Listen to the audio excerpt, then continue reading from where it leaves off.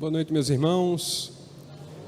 Boa noite aos queridos irmãos que estão aqui na casa do Senhor. Boa noite aos irmãos que nos acompanham via internet em vários lugares. Nós estamos muito contentes pela presença de todos, seja fisicamente ou virtualmente, para mais um dia dos 10 dias de oração, para mais uma bênção que Deus tem reservado a nós, para mais um ensinamento, né? Todas as vezes que eu participo de programações assim, que são diárias, fica bastante evidente para mim que a correria do dia a dia pode ser muito bem pausada por momentos de contato com Deus. E esses momentos, eles são extremamente importantes, né? E nós devemos aproveitá-los o máximo possível para buscar o Espírito Santo e podermos reformarmos e mudarmos ou moldarmos a nossa vida à maneira de Cristo. Irmãos, são 10 dias de oração em que nós estamos trabalhando muito a temática voltada para assuntos que estão relacionados ao tempo do fim. E hoje nós teremos mais um tema bastante interessante do 8º dia, queda inevitável. E eu gostaria que os irmãos abrissem a Bíblia agora em Apocalipse capítulo 14. Apocalipse 14, verso 8.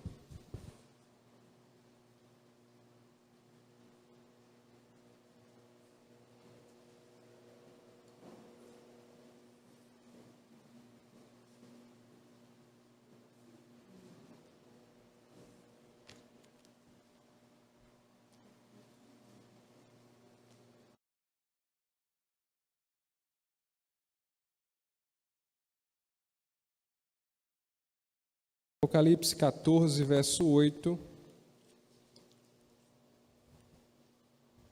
Amém? E agora eu convido aos irmãos a mais uma vez, dessa vez com a Bíblia aberta, a fazermos uma oração.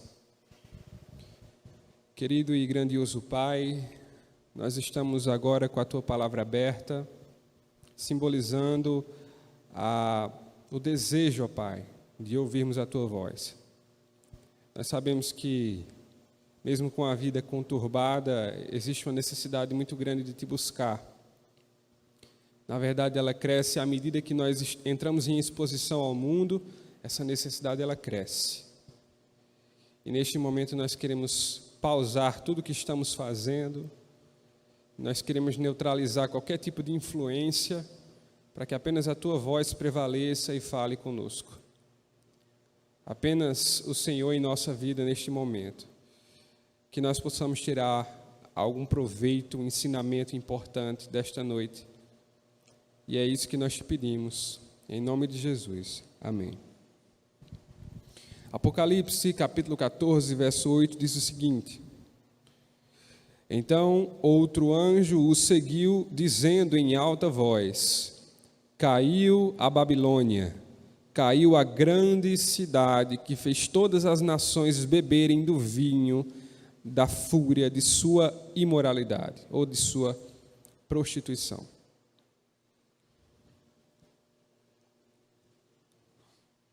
Caiu a Babilônia. E o título do sermão desta noite é A Queda Inevitável. Na verdade, em sua essência, o sermão de hoje quer nos fazer entender por que Babilônia caiu. Por que Babilônia caiu e quais são os passos que nós não devemos seguir para terminarmos com o mesmo fim, com a mesma queda.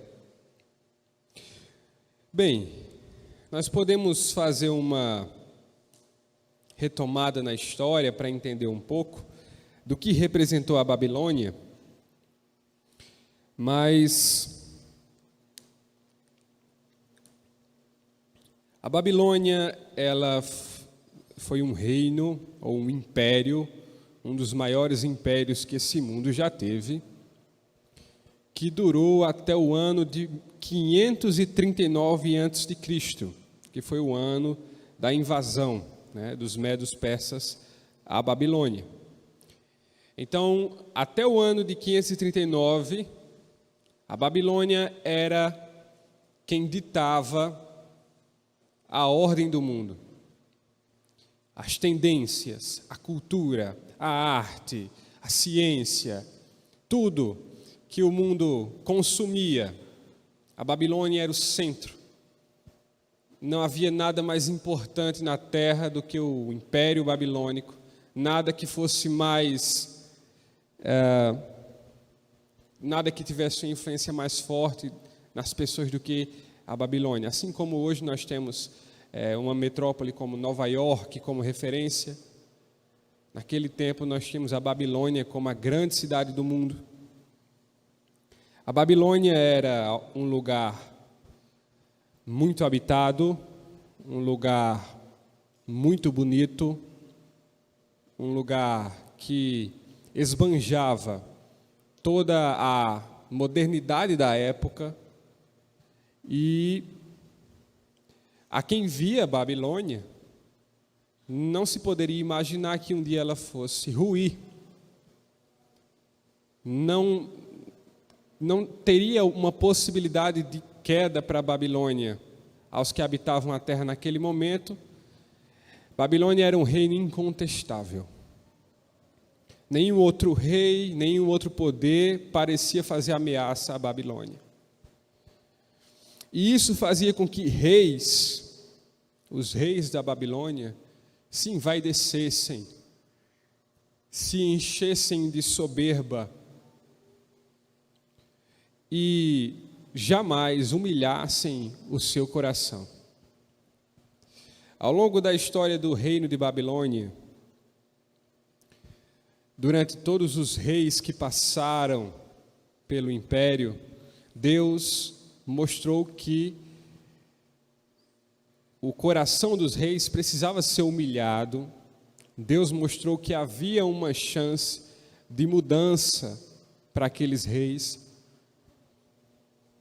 mas constantemente nós víamos os reis incrédulos, resistentes à verdade, que não humilhavam o seu coração, pelo contrário, cada vez mais se envaideciam e se enchiam do seu próprio poder.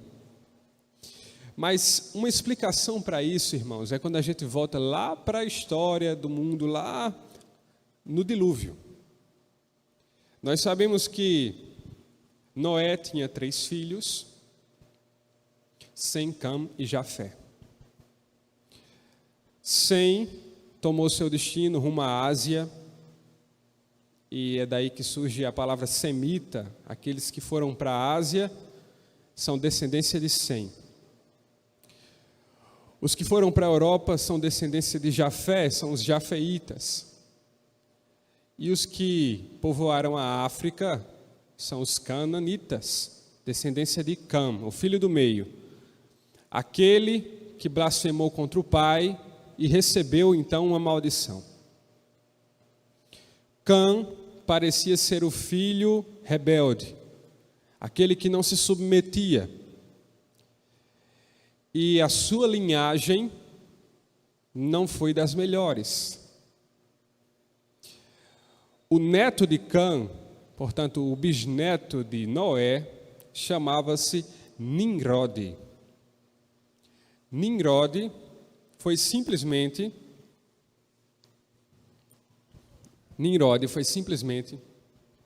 o homem que, pela primeira vez, fez as pessoas pensarem que existia um outro Deus.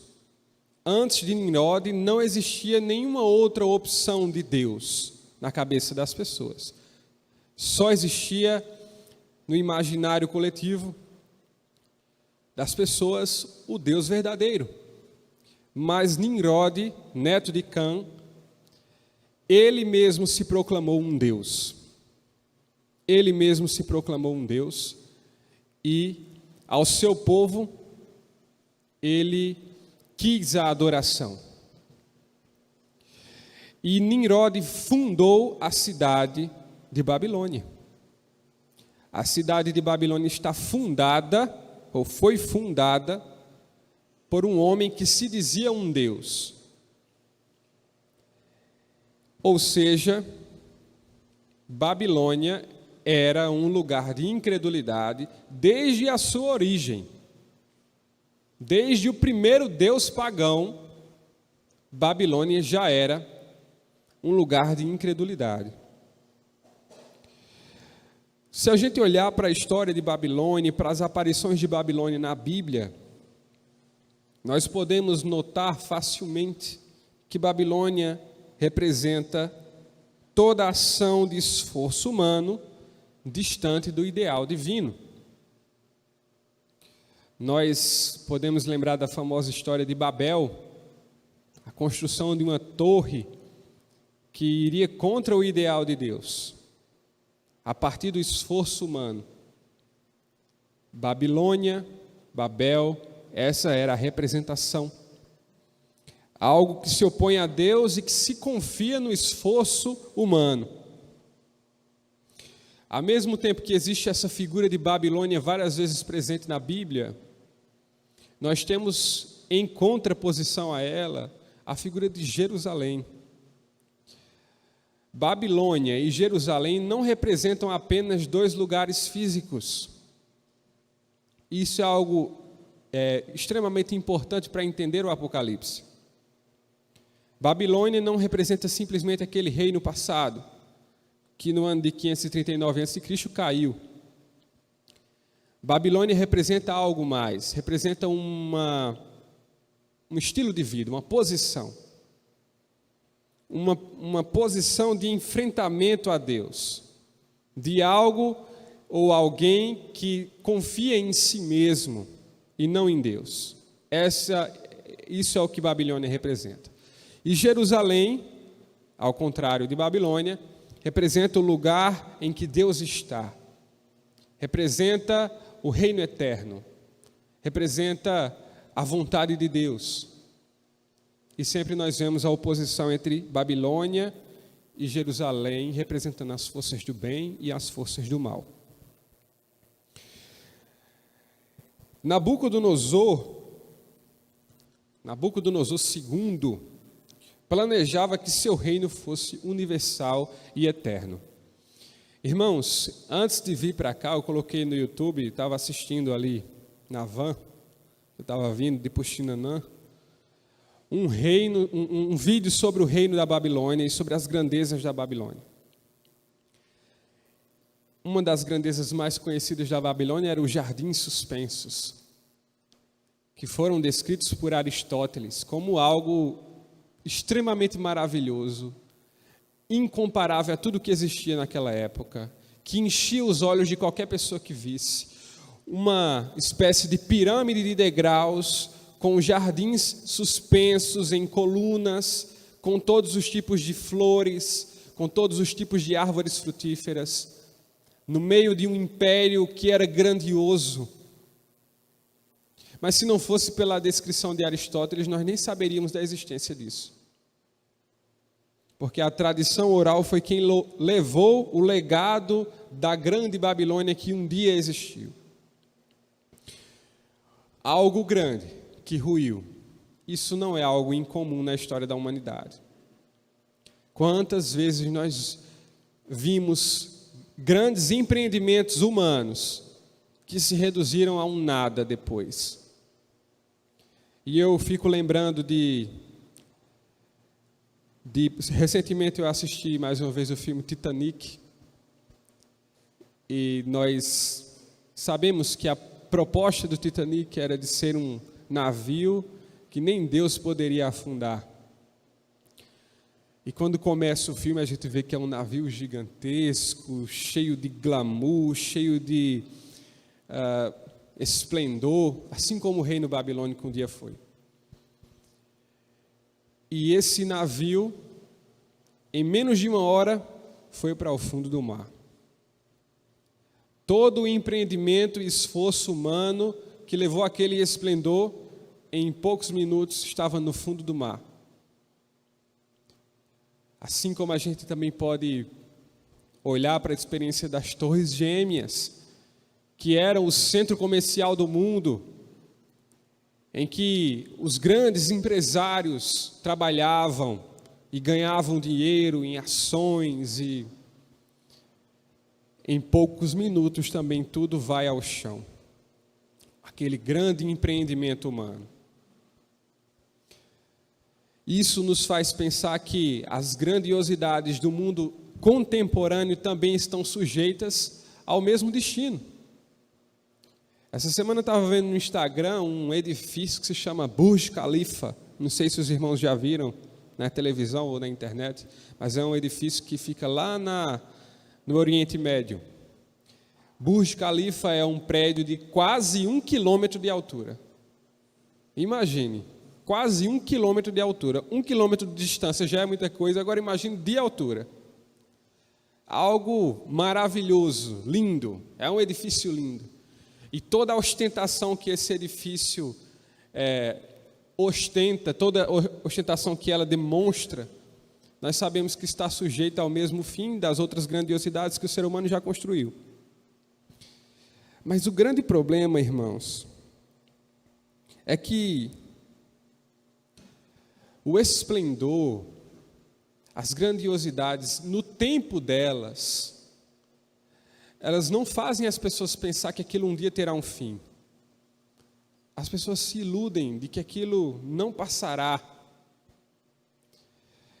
E o reino da Babilônia, com todo o seu esplendor, nós podemos ler ele lá no verso de Daniel, capítulo 4, verso 30. Abra a sua Bíblia. Daniel, capítulo 4, verso 30.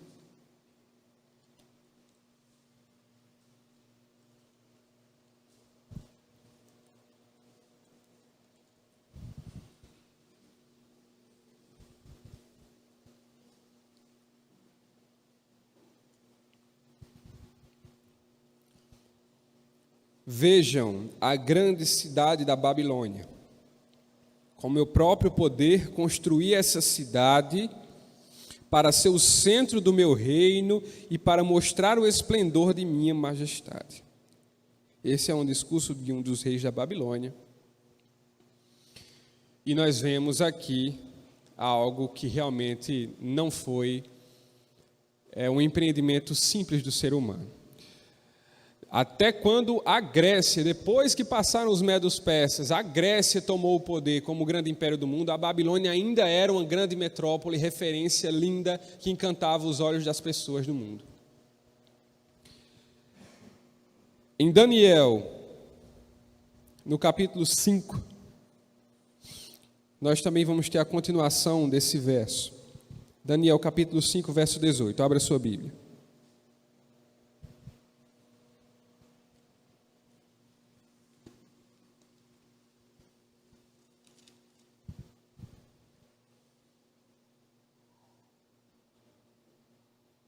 Daniel 5, 18 a 22.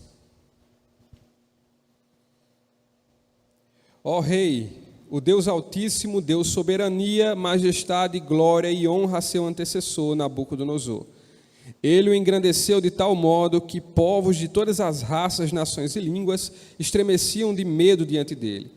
Matava quem ele queria matar e poupava quem ele queria poupar. Honrava quem ele queria honrar e humilhava quem ele queria humilhar. Quando, porém, seu coração e sua mente se encheram de arrogância, ele foi tirado de seu trono e despojado de sua glória.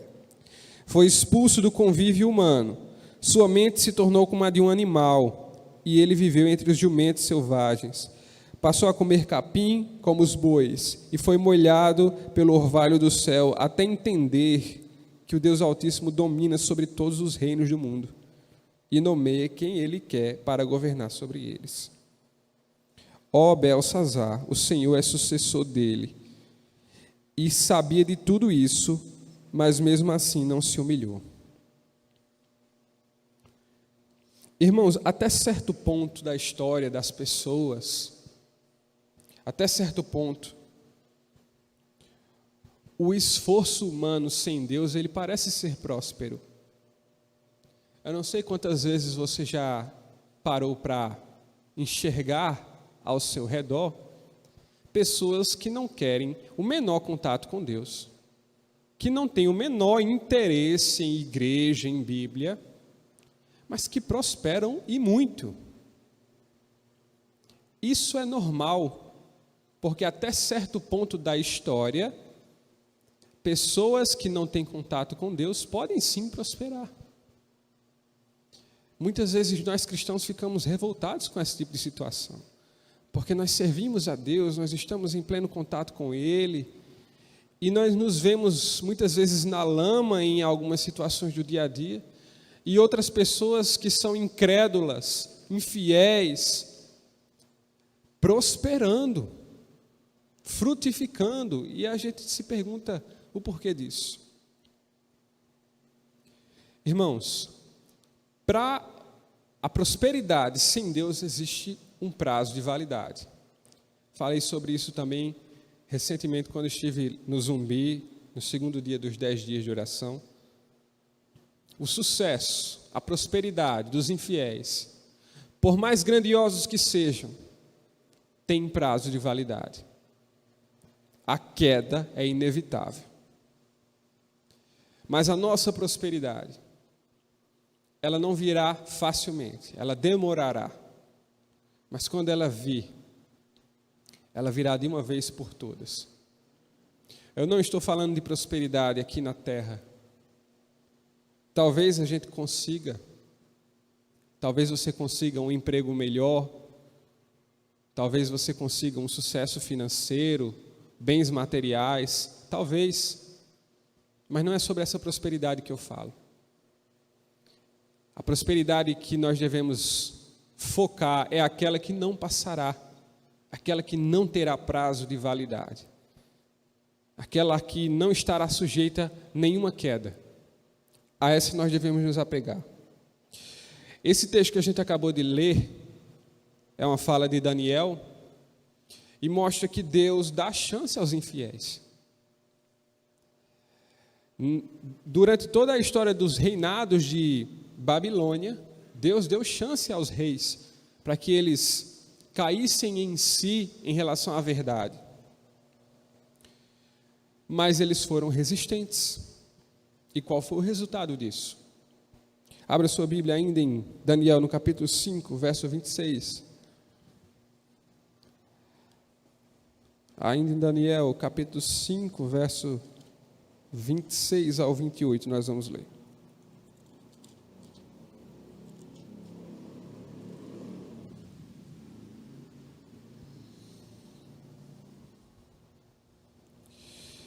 E este é o significado das palavras. Não, vamos ler do 25. Esta é a mensagem que foi escrita: Mene, Mene, Tekel e Parsim. E este é o significado das palavras. Mene, Deus contou os dias de seu reinado e determinou seu fim. Tekel, você foi pesado na balança e não atingiu o peso necessário. Parsim, seu reino será dividido e entregue aos médios e aos persas.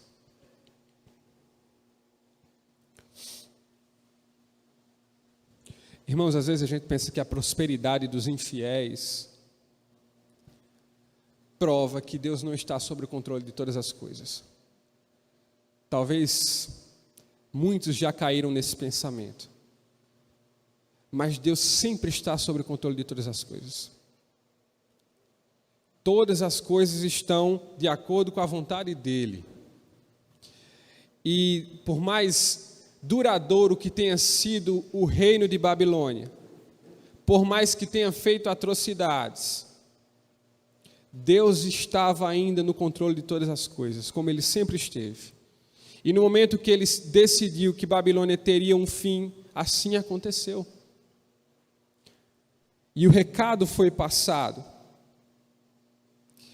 E Babilônia, então, se tornou apenas ruínas. Irmãos, nos tempos de Jesus e nos tempos dos primeiros cristãos, Babilônia estava em ruínas. Até o Império da Grécia, Babilônia ainda era uma grande cidade. Mas nos tempos de Jesus, a Babilônia era somente ruínas.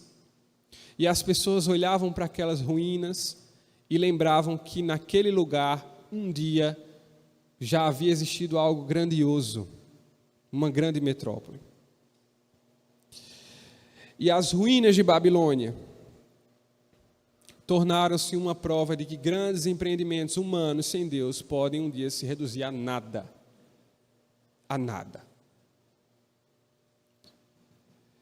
Então, a gente entende qual é a perspectiva de João no Apocalipse sobre o que significa Babilônia. Existem grandes poderes no nosso mundo atual, que nós olhamos e não fazemos a menor noção de como é que irão cair. Mas a certeza que nós temos é que todo e qualquer poder e empreendimento humano, por maior que seja, se for sem Deus, irá cair. E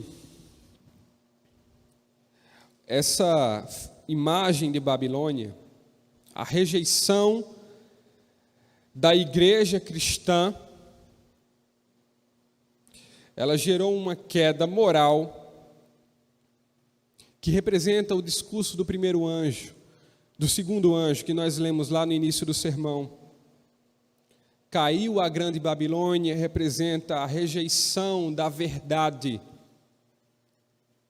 A rejeição da verdade, sobretudo de um dos maiores poderes da terra, que é o catolicismo. A igreja cristã, que por 15 séculos foi a única igreja, a instituição cristã que existia. Mas a igreja católica e muitas denominações cristãs se afastaram da verdade, rejeitaram a verdade e cairão. E eu gostaria de ler aqui para os irmãos uma citação do livro Mensagens Escolhidas, da irmã Ellen White. Só um momento, deixa eu abrir aqui. Que diz assim: esta é a mesma mensagem que foi dada pelo segundo anjo. Caiu Babilônia, que tem dado a beber a todas as nações do vinho da fúria e da sua prostituição. Que é esse vinho? São doutrinas falsas. Ela deu ao mundo um dia falso de repouso em vez do sábado, do quarto mandamento. E tem repetido a mentira que Satanás disse no princípio a Eva no Éden, a imortalidade natural da alma. Muitos erros semelhantes tem ela propagado por toda parte, ensinado doutrinas que são preceitos de homens. Toda e qualquer oposição à verdade, como a rejeição ao sábado, a mensagem de que existe uma imortalidade natural da alma a todos os seres humanos. Essas mensagens são mentiras, se opõem à verdade e elas prevalecem em nosso mundo. Elas são tidas como a grande verdade. Elas são seguidas por mais de 90% das pessoas da nossa sociedade atual que nos cerca. E parece algo grande demais, mas irá cair e a verdade prevalecerá. E o mundo irá saber que o sábado é o dia santo e que deve ser guardado. O mundo irá saber as demais mentiras que Babilônia propagou pelo mundo durante tantos e tantos anos. E nós fazemos parte do pequeno povo que sabe da verdade.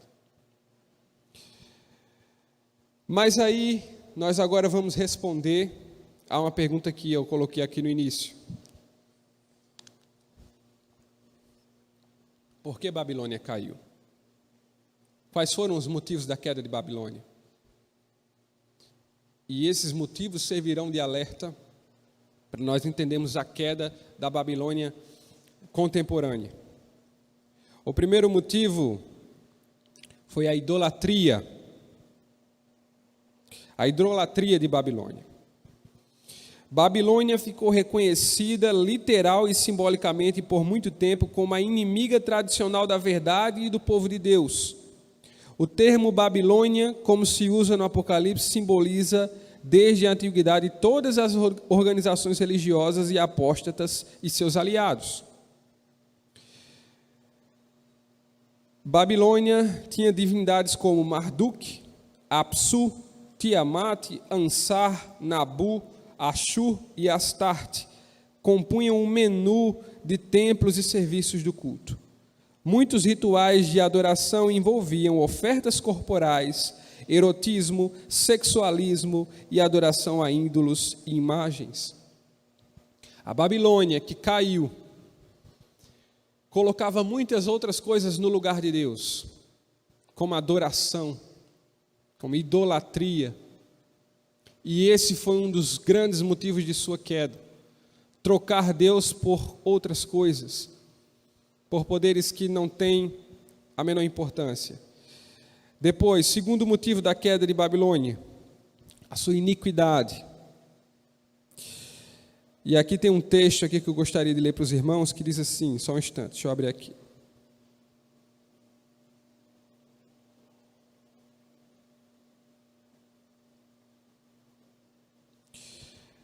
A soberba precede a ruína. No caso de Babilônia, seu orgulho e presunção precederam sua queda. Irmãos, todos aqueles que se tornam iníquos, se enchem de soberba, de orgulho, e isso faz com que você se afaste cada vez mais de Deus. E o resultado não pode ser outro a não ser a queda. Por isso nós devemos nos tornar cada vez mais humildes. Mesmo sabendo da verdade, não devemos julgar que isso nos faz melhor do que os outros. Pelo contrário, isso nos dá uma missão maior do que os outros. Nós precisamos contar as verdades que sabemos. E outro motivo que fez com que Babilônia caísse foi o seu sentimento de independência. Independência. Mas independência em relação a quê? Independência em relação a Deus. Desde o início, Babilônia queria constituir um poder que se desligasse de toda e qualquer influência de Deus, como se Deus fosse alguém desnecessário. A iniciativa da construção da Torre de Babel é uma prova disso. Não, as pessoas queriam, a partir da Torre de Babel, mostrar que não precisavam de Deus, que poderiam salvar a si mesmas com seus próprios esforços. E nós sabemos que não há nada maior do que a força do poder de Deus. Não podemos de forma nenhuma sermos independentes dele. Nenhuma de nossas proteções sem ele é segura de verdade. Eu não sei se os irmãos chegaram a acompanhar vídeos da tragédia de Petrópolis. Acho que está circulando no WhatsApp de muitas pessoas, e quando eu olho a força da natureza que passa por cima de qualquer construção humana, eu percebo que não existe proteção, não existe nada que nos guarde a não ser a vontade e o poder de Deus. Não existe. Qualquer que seja a proteção, qualquer que seja a Torre de Babel que nós queiramos construir, a força da natureza que mostra o poder de Deus é maior. E por isso nós precisamos depender de Deus. Babilônia escolheu ser independente de Deus. E sobre isso, eu gostaria de ler o seguinte: uma vida sem oração é uma vida independente de Deus, pois através da oração nos relacionamos com Ele e desenvolvemos uma vida de dependência dEle. Em certo sentido, viver uma vida sem oração e dependência de Deus é viver a filosofia espiritual babilônica destinada à inevitável queda. Irmãos, nós precisamos demonstrar a Deus que nós somos dependentes dEle. E isso, o principal elemento para isso é a oração. É a conversa com Ele. É nos colocarmos nos braços de Deus, vulneráveis e à sua disposição. Nós precisamos orar, nós precisamos nos colocar completamente dependentes de Deus.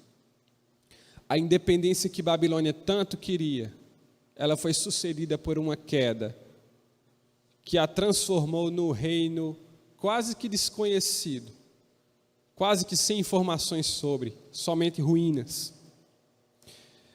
Essa independência que Babilônia quis, nos remete muito à história do filho rebelde.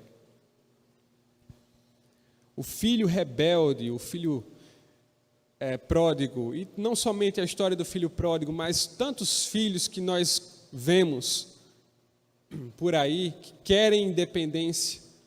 Quando conseguem a independência, em seguida também caem. Em seguida da independência vem a queda. E nós não podemos ser filhos rebeldes que querem se desvencilhar de Deus, imaginando que terá um futuro próspero. O futuro próspero daqueles que não têm Deus é passageiro.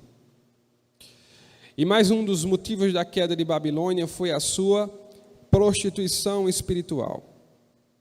Eu vou ler aqui mais um trechinho para os irmãos, eu já estou finalizando. Mas a prostituição espiritual talvez seja aquilo que é o ponto mais crucial.